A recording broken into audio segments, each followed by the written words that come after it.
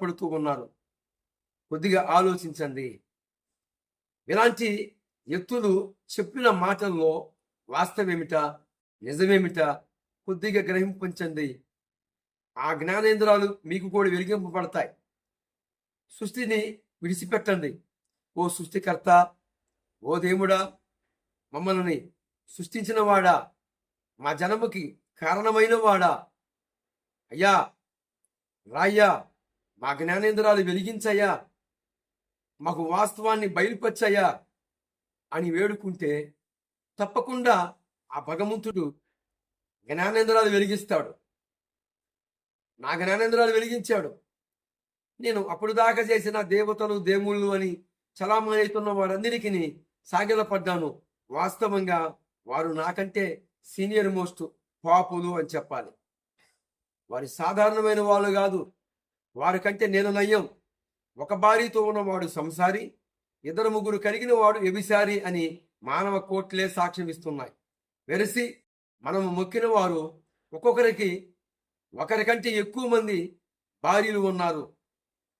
కొద్దిమంది మరి సేకరించిన వారు, మరికొద్ది మంది అక్రమ సంబంధాలు కలిగిన వారు ఉన్నారు. వారికంటే నేను భ్రష్టు కదా? ఏమండి, నా మాటలు కొద్ది మందికి గాయపరచబడినా, గాయాలు చేసినా నేను నిజం చెప్పటం ధర్మం. ఉన్న వాస్తవాన్ని తెలియజేయటం ధర్మం. ఎందుకంటే మనం నయం పర్ఫెక్ట్గా ఒకరితోనే ఉన్నాం. ఎందుకంటే మనం మనుషులం గనుక, ఆ పైత్యరసం అనేది దేవుడే మనలో ఉంచాడు గనుక. కానీ కొంచెం ఆలోచించండి, గమనించండి. మనలో పైత్యరసం ఉంచిన వాడు దేవుడే. అలాగని దేవుడిలో పైత్యరసం ఉందా? లేదు లేదు లేదు.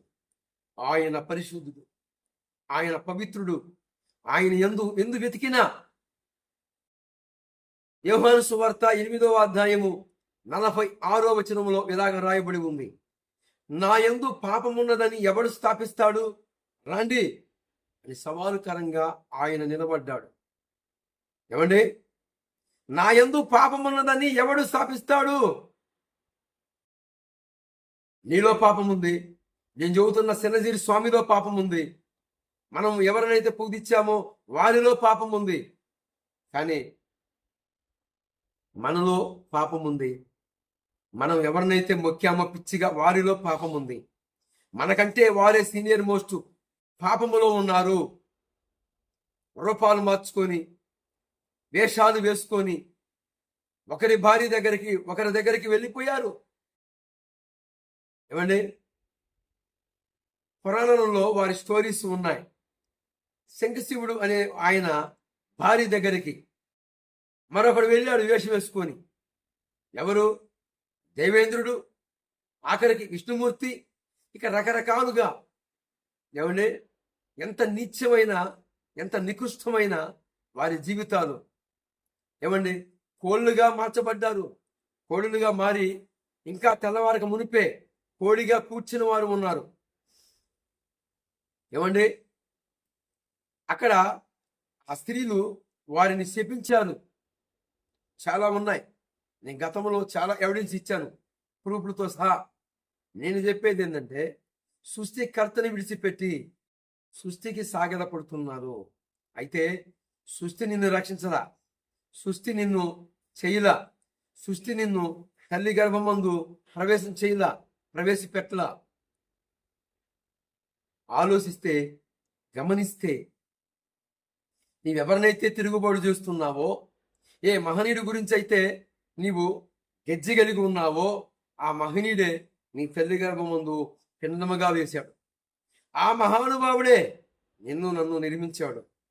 మనం ఎవరినైతే తోలనాడుతున్నామో, ఎవరినైతే తిరుగుబాటు చేస్తున్నామో, ఎవరి మీదైతే మరి మనము వ్యతిరేకమైన మాటలు, విదేశీ దేవుడు, మన స్వదేశమందు ఇంతమంది దేవతలు ఉన్నారు. ఆ దేవతలు ఏం చేశారండి? మనకంటే సీనియర్ మోస్ట్ పాపములో ఉన్నారు.